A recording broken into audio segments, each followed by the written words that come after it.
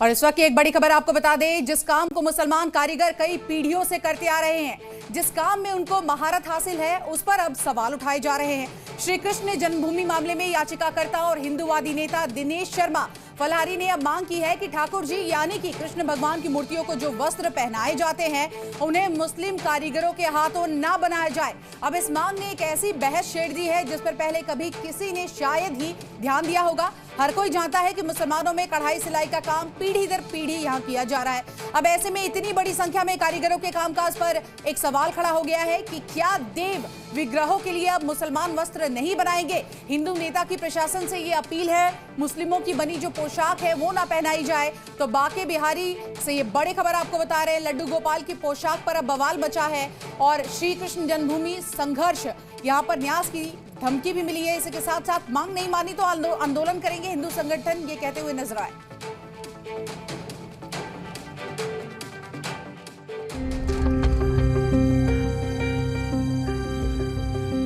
जो काम देश में मुसलमान कई पीढ़ियों से कर रहे हैं, अब उस पर सवाल उठ रहे हैं। सवाल उठ रहे हैं कि आखिर मुस्लिमों की बनाई पोशाक ठाकुर जी को क्यों पहनाई जाए। ये सवाल है श्री कृष्ण जन्मभूमि मामले में याचिकाकर्ता और हिंदूवादी नेता दिनेश शर्मा फलाहारी के। जो व्यक्ति गौ माता को काट कर खा जाते हैं, मांस भक्षण करते हैं, ऐसे अशुद्ध व्यक्तियों के द्वारा हमारे ठाकुर जी जो हमारे आराध्य भगवान है उनकी पोशाक सिली जा रही है। हमारे भगवान तो उसको कभी स्वीकार नहीं करेंगे और जो पोशाक अशुद्ध हो जाती है उसको धो नहीं सकते।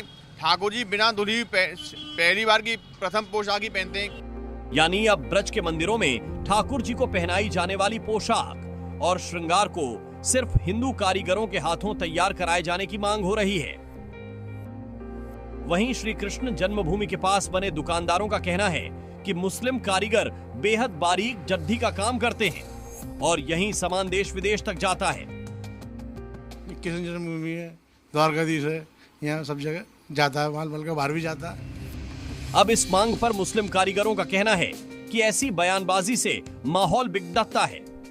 जब वो बंद हो जाएंगे तो फिर ये क्या खुद बनाएंगे उन चीजों, उनका काम है केवल कहने का, माहौल बिगाड़ने का। लेकिन अपने यहाँ पे ऐसी कोई बात नहीं है, सब मिलजुल के रहते हैं। अब ऐसे में सवाल ये उठ रहा है कि जो मांग मथुरा से उठी है, क्या वो यहीं तक सीमित रह जाएगी या ब्रज का ये संदेश देश भर के हिंदुओं तक पहुंचेगा।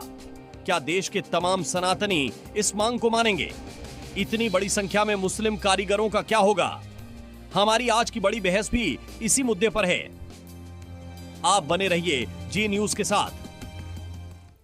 तो देखिए, हिंदू पक्ष और मुस्लिम पक्ष क्या कुछ कह रहा है ये भी लगातार हम आपको बता रहे हैं। पोशाक श्रृंगार हमारी जिम्मेदारी है, पीढ़ियां यहाँ पर पोशाक बनाती आ रही हैं। इसके साथ साथ हिंदू कारीगर पोशाक बनाएंगे, मुकुटहार पोशाक हम बनाते हैं, ये कहना है हिंदू पक्ष का। वहीं मंदिर प्रशासन को ज्ञापन सौंपा है, माहौल बिगाड़ने की साजिश है। आपको तफसील से बताते हैं कौन क्या कह रहा है और किस तरह से। आप देखिए, हिंदू पक्ष अपनी बात कह रहा है, वहीं मुस्लिम पक्ष अपनी बात कह रहा है।